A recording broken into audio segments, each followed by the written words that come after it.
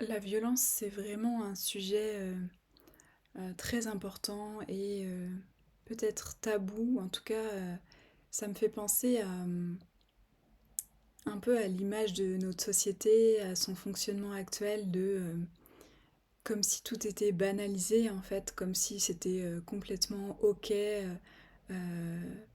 bien de tout montrer, comme s'il y avait, plus vraiment de limites, ou de censure. Et à l'inverse, c'est une époque de grande révélation et c'est ce qui fait aussi que, il y a des choses qui peuvent bouger et que c'est vraiment très important d'être dans cette implication au niveau social, au niveau humanitaire.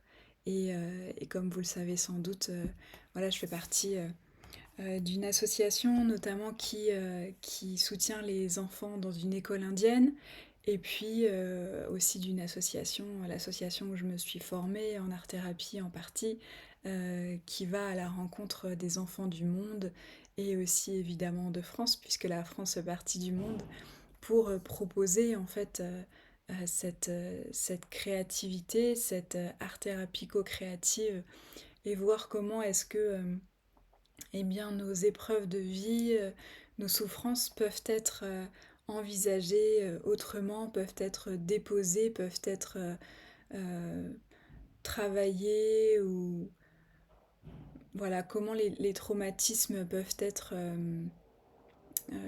transformés. Je ne sais pas si c'est le terme exact, et c'est pour moi en fait un sujet très fin et très délicat. Et on a tendance en fait à être très polarisé et à devoir prendre absolument une position en pour, en contre. Et si on ne dit rien et si on ne se positionne pas, alors on est lâche, on est collabo, etc.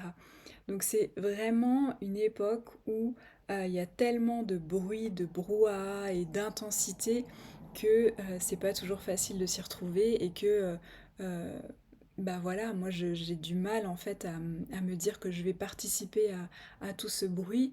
Et ma façon d'endiguer tout ça, c'est aussi d'avoir du temps de silence et de retour à moi, et de voir comment tout ça en fait fait écho à l'intérieur de moi. Parce que tout ce qui se passe sur la scène de l'actualité mondiale, ou même déjà chez nous, en fait, notre actualité parle évidemment de nous et de comment on se positionne.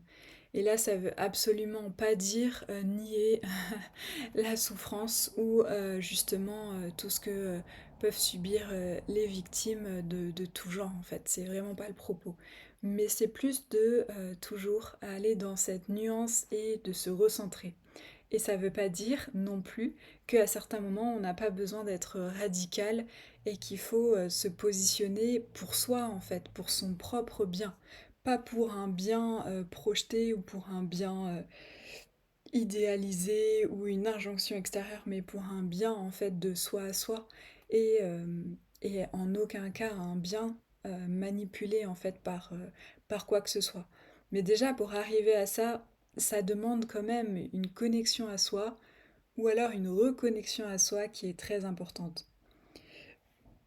J'espère que vous me suivez, parce que j'ai l'impression que je suis partie en fait dans justement l'intense très vite, mais ce sujet de la violence, il m'a fait replonger dans un souvenir en fait récemment, et j'ai partagé ça hier, et j'avais envie en fait de le poser ici, de le déposer ici, et de voir comment est-ce que quand on va traiter quelque chose, par exemple, je me suis formée en communication non violente, donc de Marshall Rosenberg. Pour ceux qui ne connaissent pas, je pourrais mettre la référence en description ou en commentaire.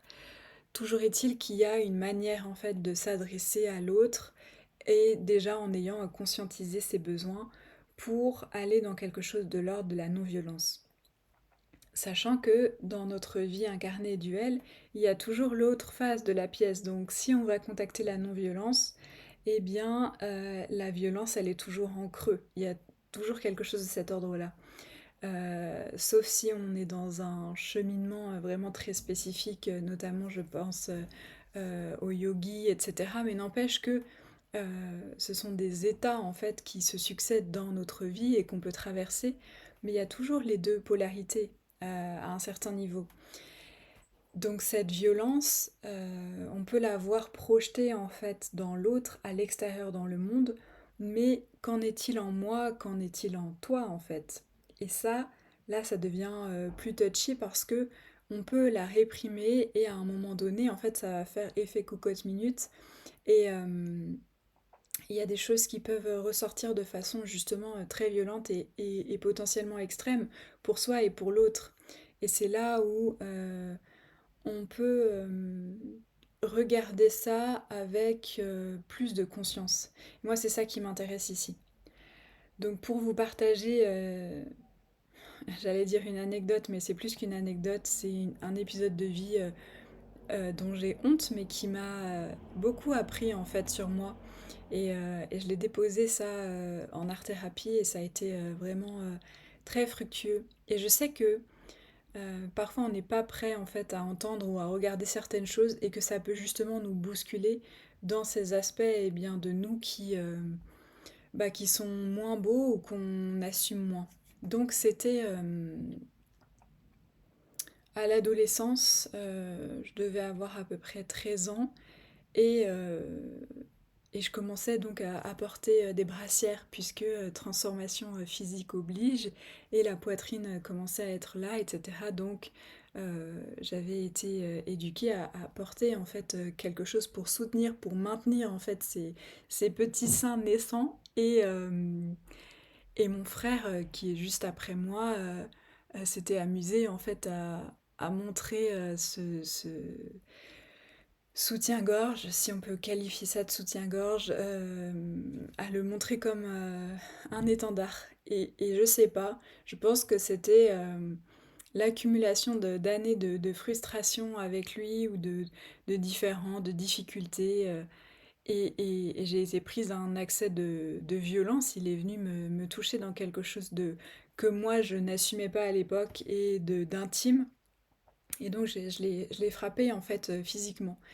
Et j'ai vu en fait toute cette violence qui est sortie de moi et je me suis observée et j'ai eu peur en fait, j'ai eu peur de moi et je me suis dit mais comment Marie-Lise t'es capable en fait de vraiment limite pas le tabasser non plus mais je veux dire de vraiment faire très mal physiquement à ton frère parce qu'à l'époque il était moins fort que moi mais évidemment après il a pris le dessus.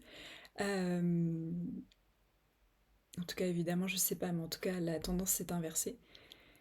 Et donc à partir de là, je me suis dit, mais plus jamais en fait, plus jamais je ne pourrais faire de mal à quelqu'un, en tout cas volontairement, puisqu'on se fait toujours mal les uns les autres en fait, toujours, c'est peut-être excessif, mais on est amené à se faire du mal les uns aux autres, mais volontairement, ou en tout cas de façon comme ça réactionnelle et excessive, je pense que je me suis auto-choquée et depuis, je n'ai plus jamais recommencé cette expérience. Je sais même pas si lui il s'en souvient ou pas, mais en tout cas, je pense que c'est un point de bascule pour moi dans mon processus. Pour vous dire, c'était du coup il y a plus de 20 ans et c'est quelque chose ouais, qui m'a touchée et qui m'a formée en fait. Euh, Donc la force de l'expérience et la force de se voir en fait, de s'observer et d'aller en faire quelque chose. Donc cette violence, elle est en potentiel et la façon dont moi je la gère, ce que j'en fais, a un impact sur moi mais aussi sur le monde puisque nous sommes tous les individus les uns à côté des autres et donc ce qu'on fait au niveau individuel, au niveau personnel, eh bien, a un impact sur le collectif. Donc voilà ce que je voulais vous dire par rapport à la violence et j'avais envie d'aller plus loin, chose que je fais pas nécessairement d'habitude puisque en introduction on parlait de l'actualité et j'ai vu passer en fait un essai qui m'a énormément touchée. Donc c'est pareil, c'est un sujet, je pense, un des sujets les plus tabous et les plus douloureux de notre époque, c'est-à-dire que c'est pas propre à notre époque, mais ça sort très fortement à notre époque, et tant mieux, et en même temps, voilà, c'est, c'est beaucoup, beaucoup à endiguer. Donc je vous mettrai en fait aussi en lien le podcast où où j'ai vraiment écouté Steffi apporter son témoignage par rapport à ça. Elle a vécu en fait elle-même cette violence de l'inceste au sein de sa famille avec une histoire vraiment extrêmement, je sais même pas comment la qualifier, douloureuse, traumatique, horrible, enfin tout ce qu'il y a de plus glauque en fait dans notre humanité. Et elle en a fait quelque chose. Et c'est ça que je trouve absolument extraordinaire parce que justement dans tout ce bruit, dans toute cette avalanche en fait de violence et de noirceur, de voir en fait une personne comme ça, une âme comme ça qui s'élève et en fait en fait quelque chose, puisque maintenant elle est, euh, elle est avocate en fait et elle est spécialisée dans l'accompagnement en fait des enfants victimes de violences intrafamiliales et sexuelles.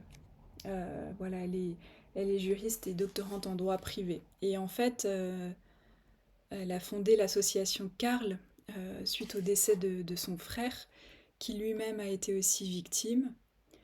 Et en achetant en fait cet essai, eh bien, on participe aussi à l'association. Donc c'est de voir comment est-ce que, à son propre niveau, on contribue ou pas à cette violence, qu'est-ce qu'on en fait. Sachant pardon, qu'on a chacun un destin différent, mais je pense que c'est important quand même d'avoir une forme d'information et de voir en fait après ce qu'on va en faire, parce que ce qu'on va en faire, ça nous revient. Mais dans notre quotidien, qu'est-ce qu'on en fait? Ça, c'est notre part de responsabilité et justement de co-création dans ce monde. Euh, c'est un sujet énorme et je trouve que Stéphie, en fait, sans la connaître personnellement, bien sûr, mais elle le traite d'une façon tellement digne et on peut pas, en fait, résumer tout un processus, tout un parcours qui a été depuis l'enfance et qui continue évidemment aujourd'hui à un épisode de podcast, mais en tout cas, je pense que c'est vraiment très précieux. Et ça nous amène à cette notion de résilience dont parle notamment Cyrulnik. Pareil, c'est un psychiatre assez connu sur cette thématique que vous pouvez retrouver sur Internet. C'est cette capacité, en fait, on va dire, à se moduler ou à répondre, en fait, à ce que la vie nous amène comme difficulté, comme épreuve, comme traumatisme, et de voir ce qu'on en fait. Et pareil, il faut vraiment pas réduire ça, parce que c'est tellement complexe et tellement riche. Puisque jusqu'où on s'adapte dans une société malade, ça c'est pas forcément signe de bonne santé, on le sait déjà. Et en même temps, cette capacité de souplesse et de résilience nous amène nécessairement à vivre une vie plus créative et créatrice. La preuve, qu'est-ce que la vie m'a amené, quel est mon parcours personnel et qu'est-ce que j'en fais aujourd'hui en tant qu'adulte. Comment est-ce que j'explore tout ça pour moi et pour les autres en fait. Euh,